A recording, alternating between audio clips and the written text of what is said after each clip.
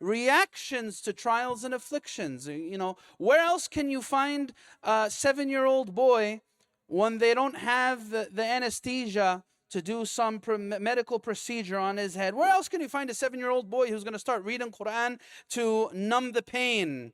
Right? That speaks volumes. What made the generation of the companions so special was their special relationship with the words of Allah Azza wa Jal. Wallahi, this is a gift, brothers and sisters, that we have between us. As one of the scholars of the past says, he says, وَإِنَّ كِتَابَ اللَّهِ أَوْثَقُ حَافِظٍ وَأَغْنَى غَنَاءٍ وَاهِبًا مُتَفَضِّلًا. The book of Allah Azza wa Jal is a protector.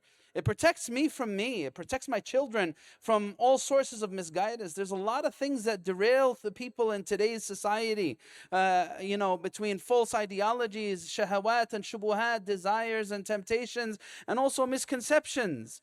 What's to protect? There's something that is not about information. The Quran is much more than just a book of information, right?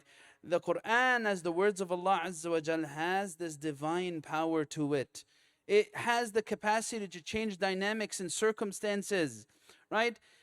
If I understand this, I'll be able to look at the reality around me through a different lens. In one of the khutab that I gave recently, speaking about what's happening in the world today, I reflected a little bit on Surah Al-Rum. Surah Al-Rum is a beautiful surah of the Quran.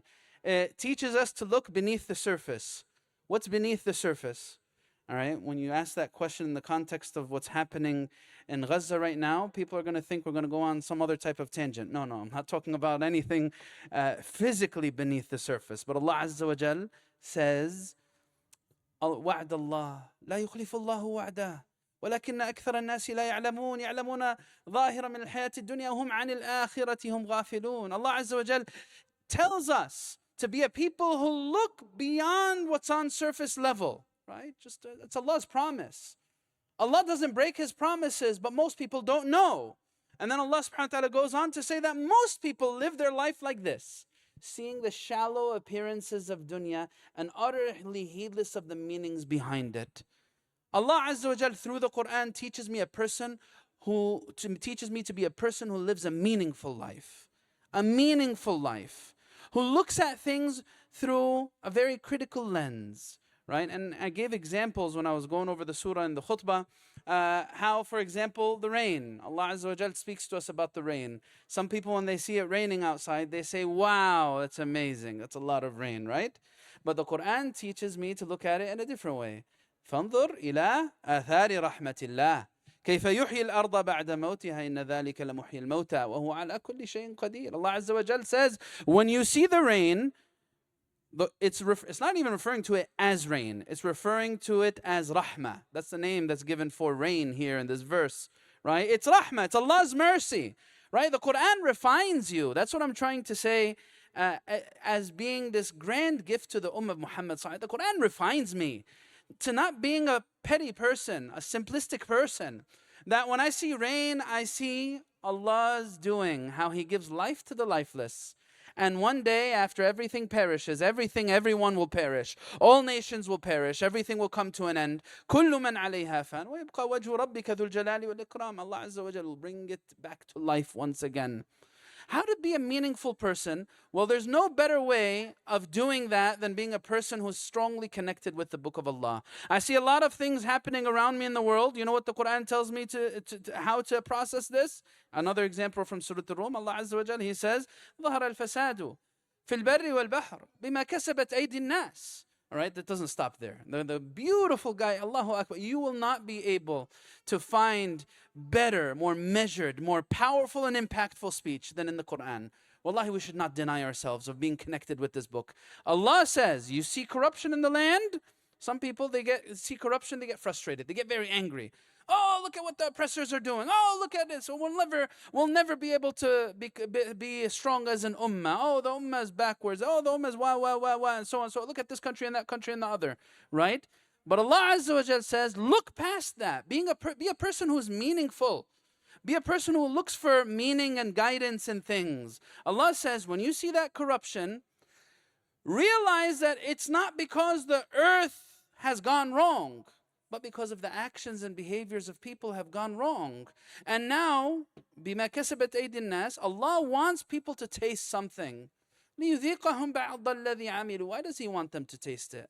لَعَلَّهُمْ يَرْجِعُونَ. Allahu Akbar. You find this eloquence in Allah Azza wa Jal's expression. Allah subhanahu wa ta'ala doesn't punish just to inflict pain. Allah wants people to come back to Him. Allah wants me to come back. I need to know this as a person.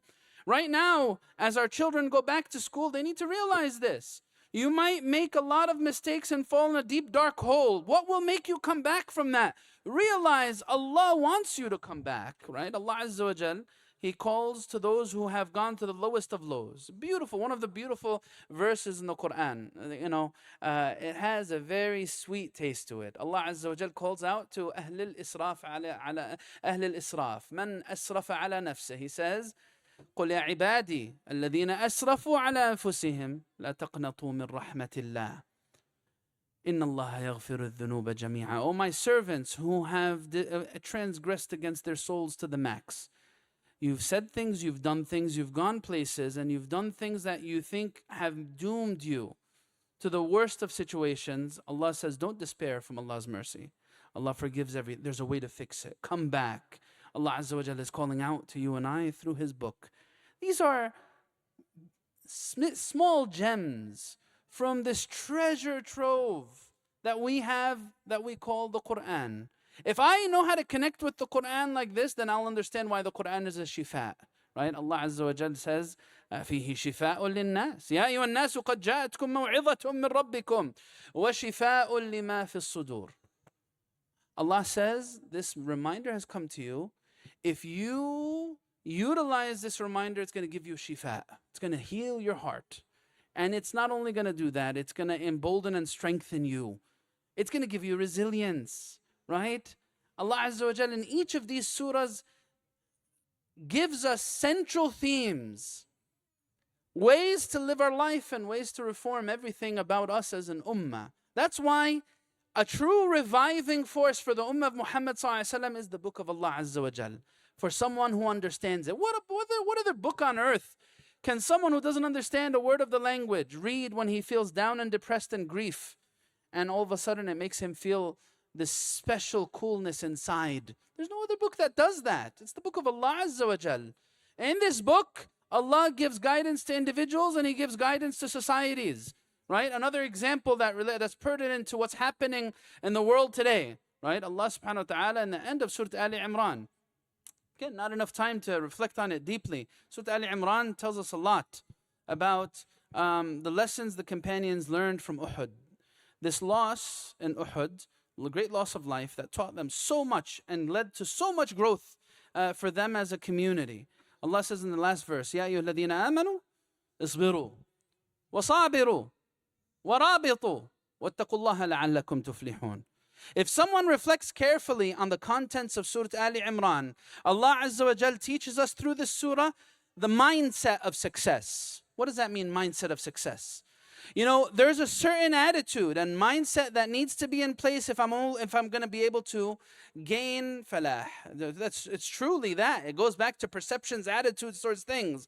Allah not only mentions patience, He says, and persevere patiently, sabir, right? There's going to be a lot of things that call upon us to push ourselves to our limits. And then He mentions this concept. This is the only place in the whole Quran it's mentioned. وَرَابِطُوا, right? Now, if you just leave it at that, I can understand it, right? Now, this is where the experiential side comes back. How can I see what ribat means in real life? What does ribat mean? We translate ribat as resilience.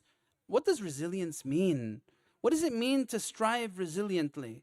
Well, we all have a clear answer for this today. What's the clear answer for us today? What does resilience mean? One word. What is it? Allahu Akbar. Gaza. Gaza came back to teach us a lot of the things about Iman, how they practically apply. That's what I'm talking about. Practically apply. What does ribat mean? And subhanallah, Habib Muhammad ﷺ, he told us over 1400 years ago how resilience will be taught to us through the resilience of Ahl Asqalan. Right? وَإِنَّ أَفْضَلَ رِبَاطِكُمْ بِعَسْقَلَانِ. It's an authentic hadith, by the way. It's an end part of the hadith. The best of your resilience will be manifest in this place called Asqalan. You know Asqalan? That's right outside of Gaza, right? Right? So again, like, the whole meaning here is Quran, Iman, very experiential journeys. And just as life has a lot of ups and downs, that experiential journey will help me in all of those ups and downs. Whether I'm talking about me as an individual, my family, my community, or my ummah. Wallahi, if anything will change for the better in my life, it must include some type of connection with the Book of Allah.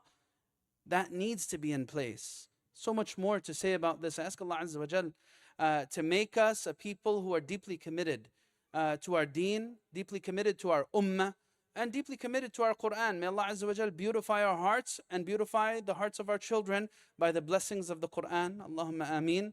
Allahumma ameen. Wa akhiru da'an alhamdulillahi rabbil alamin. Jazakumullah khair.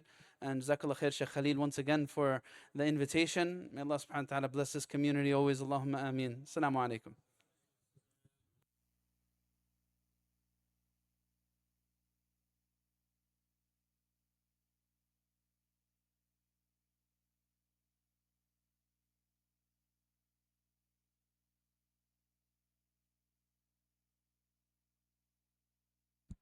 الحمد لله.